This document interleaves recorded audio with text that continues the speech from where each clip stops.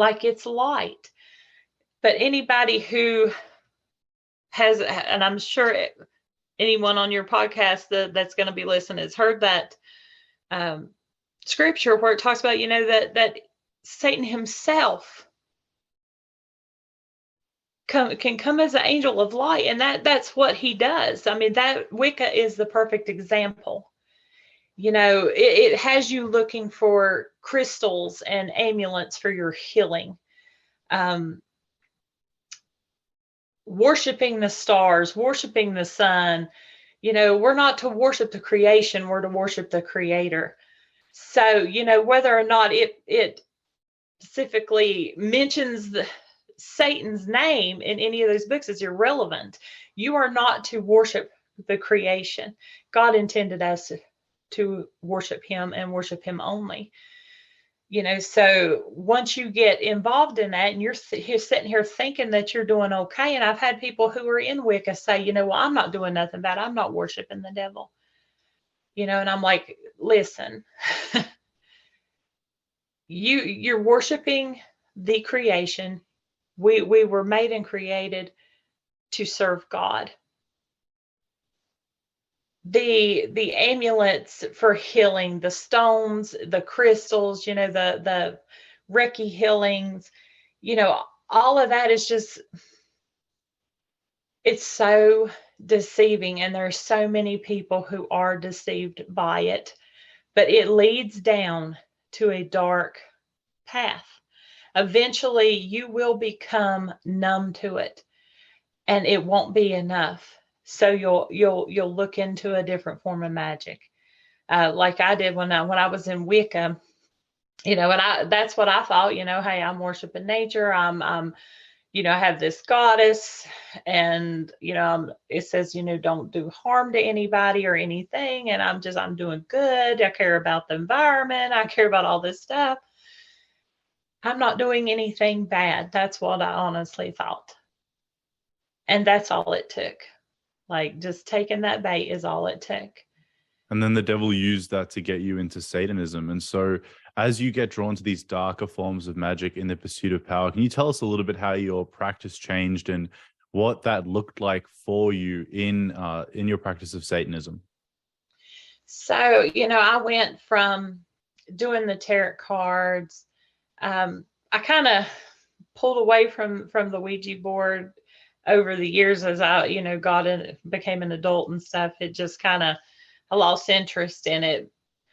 And I started doing tarot cards. I, started using crystals for healing and for energy and for protection, making my moon water and my blessed salts. I thought all of that was my good magic. And then when I started getting numb and pretty much bored with it, to be honest with you, and I wanted more, like I wanted something deeper. I wanted to experience something deeper. I was looking for some type of fulfillment. And when I went from Wicca into, like, I started mixing stuff. So I mixed like Celtic witchcraft, and I ended up, I practiced some voodoo. I mixed everything I could find together. And my deities changed. So instead of this goddess, it started, going into darker deities. The books that I studied got darker. The things I had on my altar table got darker.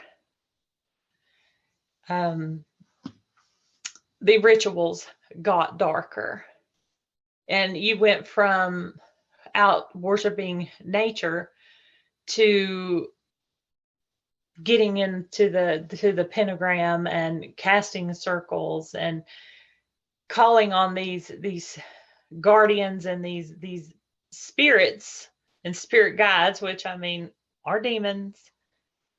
When you start just kind of getting into witchcraft, you get into the darker stuff, it doesn't come out and tell you that's what you're calling on. You got these spirit guides and these guardians. And,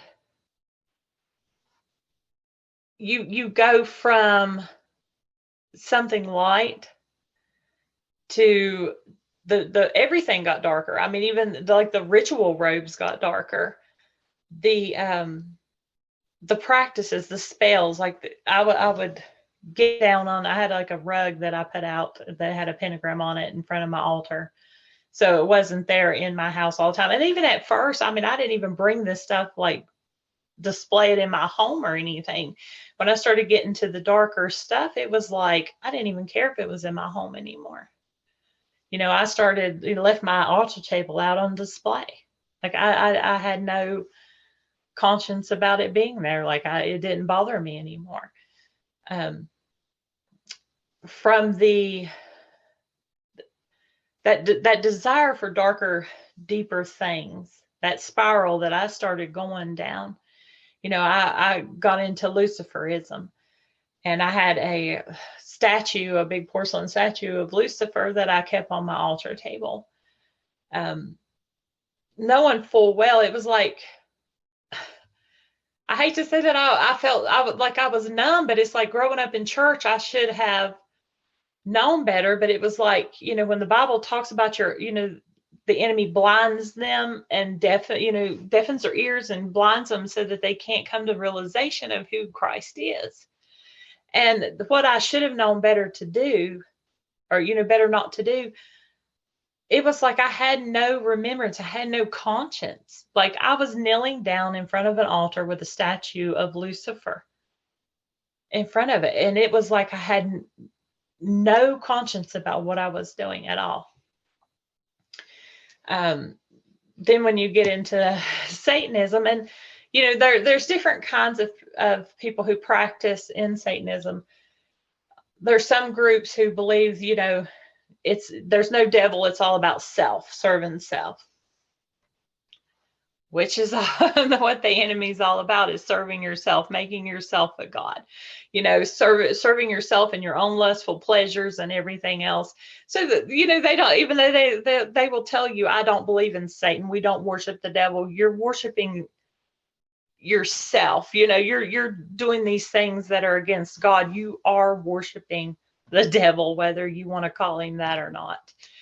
Then there are groups and books and stuff that will call upon him, and they will tell you Satan is my God. And I got to the point to where at the end, I mean, that's where I was at, is that Satan was my master. Didn't care to tell people that. I went from serving a goddess 23 years before to kneeling down in front of a statue of Satan.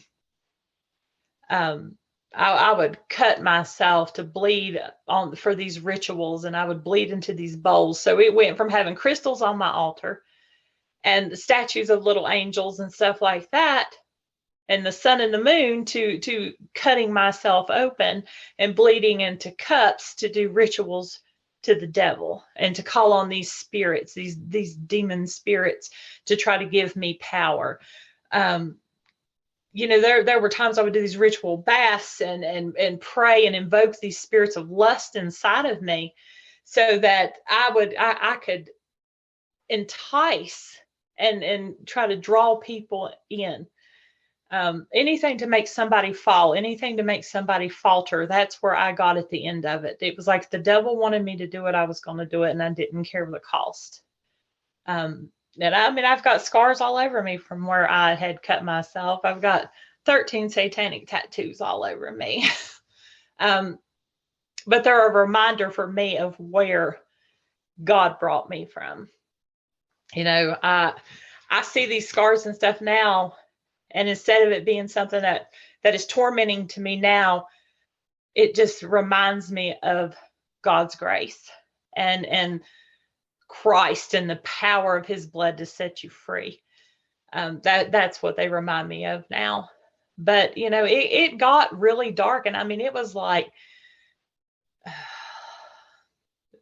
there were orgies and drinking and partying, and that anything that would be held sacred, there was no sacred to any of it. There at the end, there was nothing that was sacred.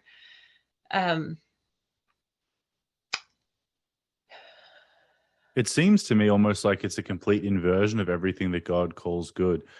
And it's Absolutely. Anything that is sacred and pure, Satan will mock it. He's got something for it. And that's why we have to be so careful, because it's like, and I know I'm kind of bouncing around, but it's like I seen an ad on Facebook that somebody had posted, and they were talking about they've got this Jesus board now. And it's a Ouija board with a picture of Jesus on it. And they're saying you can talk to Jesus on this Ouija board. And I'm like, what? I'm like, they are angel cards, all these things the enemy's trying to make it to where people think, okay, it's not that bad, and people will be deceived by that. You would think that people would know better, but there will be so many deceived by it. So many will be deceived by it. Yeah, and I mean, it's just, go ahead. I'm sorry.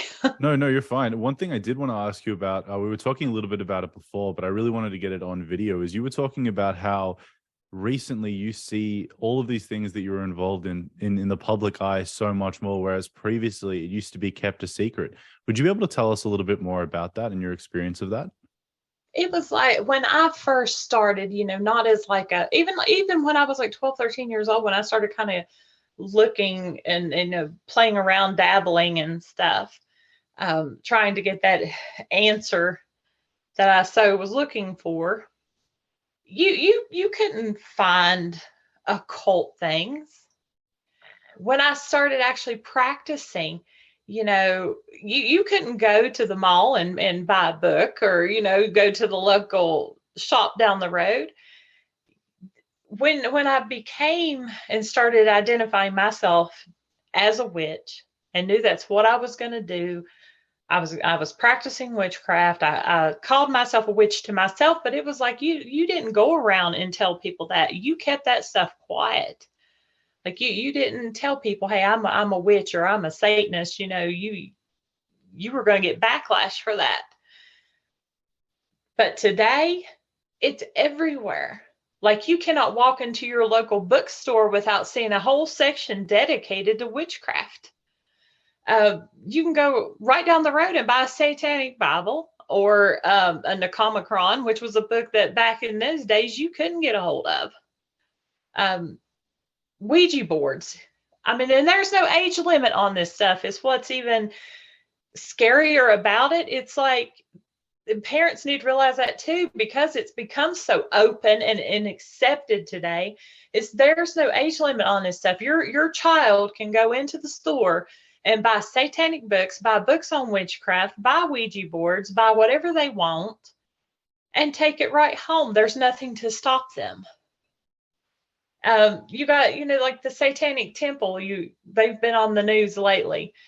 Like Fox News and MSNBC, like all these, I open it up and it's the first page my computer opens up to by default. And I'm like, the Satanic Temple's doing this and the Satanic Temple's doing that. And I'm like, years ago, you would not have seen that, even though I know like Anton LaVey had his place in San Francisco, but it was something that wasn't talked about.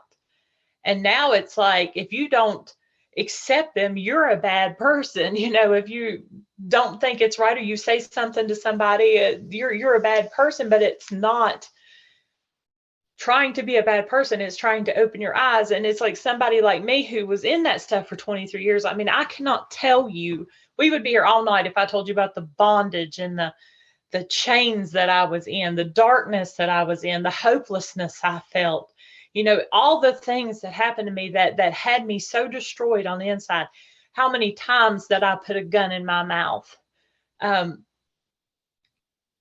It doesn't tell you what all that leads to. And it makes it, somebody like me is trying to tell you, don't open yourself up to this stuff. If you're involved in Wicca, get out of it. Give your life to Christ. It's going to lead you down a deep, dark path.